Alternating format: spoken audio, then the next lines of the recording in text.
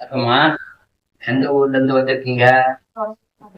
தொலையூர்ல இருந்து வந்திருக்கீங்களா? கோயிலுக்கு யார் சொல்லி வந்தீங்க? எங்க அம்மாவா நான் வந்து சொல்லி நான் வந்தேன். அம்மா சொல்லிங்க வந்து. அம்மாவுக்கு யார் சொன்னா? அம்மாவுக்கு வந்து யார் சொல்ல, அம்மாவுக்கு வந்து தம்பிக்கு ரொம்ப உடம்பு சரியாம இருந்து எங்க தம்பி இங்க கூட்டிட்டு வந்திருந்தாங்க.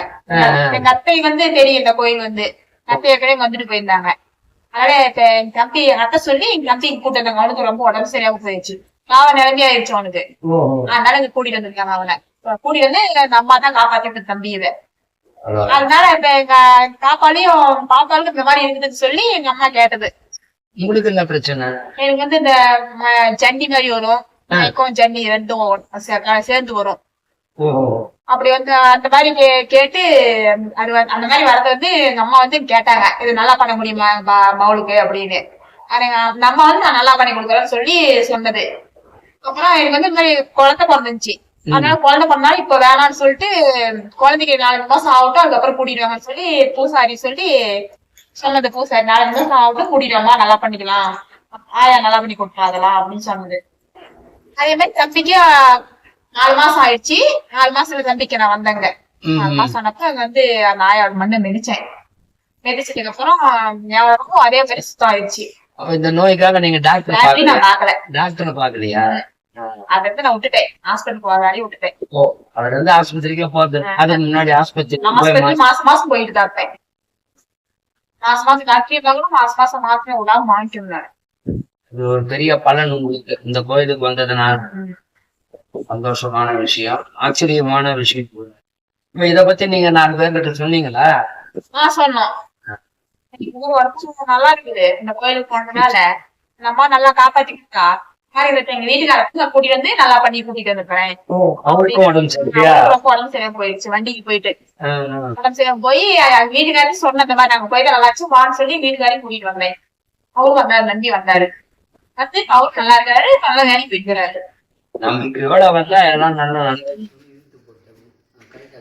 சரிமா. ரொம்ப சந்தோஷம்.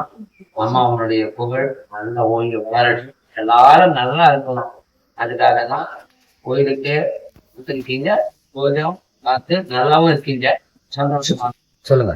இவன் பிறக்கிறதுக்கு முன்னாலே வயிற்றுல இருக்கிறதுக்கு முன்னாடி 5 மாசம் இருக்கக்குள்ளேயே ஒரு டைம் அந்த மாதிரி சட்னி மாதிரி இருந்துச்சு. திருப்பி 8 மாசம் ஒரு டைம் சட்னி மாதிரி இருந்துருச்சு. திருப்பி மறுபடியும் 9 மாசம் ஒரு டைம் சட்னி மாதிரி இருந்துச்சு. 3 டைமும் எங்க மாமியார் தான் நாங்க வந்து துறையூர்ல இருந்து என்ன கூட சேலம் ஜிஹெச்ல சேர்த்துனாங்க. 3 டைமுமே இது ஹாஸ்பிட்டல்ல சேர்த்து 10 நாள் 5 நாள் 2 டைம் பெட்ல இருந்தேன் நானு. 3ஆவது டைம் பெட்ல சேர்ந்த கூட தான் உடனே குழந்தைப்பா அந்த குழந்தை பிறக்கிற டைம்லயும் எனக்கு அந்த மாதிரி சட்னி மாதிரி எடுத்து ஹாஸ்பிட்டல்ல 2 குளுக்கோஸ் 2-3 குளுக்கோஸ் ஏற்றினாங்க, 4-5 குளுக்கோஸ் ஏற்றினாங்க. குளுக்கோஸ் ஏற்றிட்டு ஊசி போட்டு ரொம்ப முடியாதுன்னு சொல்லிட்டாங்க. அப்படி எப்பயும் எங்க அம்மாவும் தம்பியும் ஓம் சக்தி கோயிலையும் வேண்டுதல் வச்சு நல்லபடியா பிறந்துட்டா நான் உனக்கு மாலை போட்டு பிள்ளைய நான் கூட்டிட்டு வரேன்னு சொல்லி வேண்டுதல் வச்சு நல்லபடியா பிறந்துச்சு. கூட்டிட்டு அம்மா மாலை போட்டு போயிட்டு வந்துட்டாங்க கோயிலுக்கு. அதுக்கப்புறம் அங்க போயிட்டு வந்ததுக்கு அப்புறம் தான் இங்க வந்து அந்த மாதிரி அம்மா கேட்டதுக்கு சரிட்டேன். கேட்டுட்டு நான் நல்லா பண்ணி கொடுக்குறேம்மான்னு சொல்லி உத்தரவாதத்தை கொடுத்துச்சு அம்மா. கொடுத்ததுக்கு அப்புறம் தான் அப்புறம் குழந்தை பிறந்து 4 மாசம் தூக்கிட்டு வந்தேன். தூக்கிட்டு வந்து அப்புறம் நம்ம மண்ணை மிதிச்சதுக்கு அப்புறம் தான் எனக்கு அந்த மாதிரி நல்லா ஆச்சு. நோயும் இல்ல, எந்த பிரச்சனையும் இல்ல, மாத்திரையும் இல்ல. அதே மாதிரி உங்க வீட்டுக்காருக்கும் அந்த மாதிரிதான்.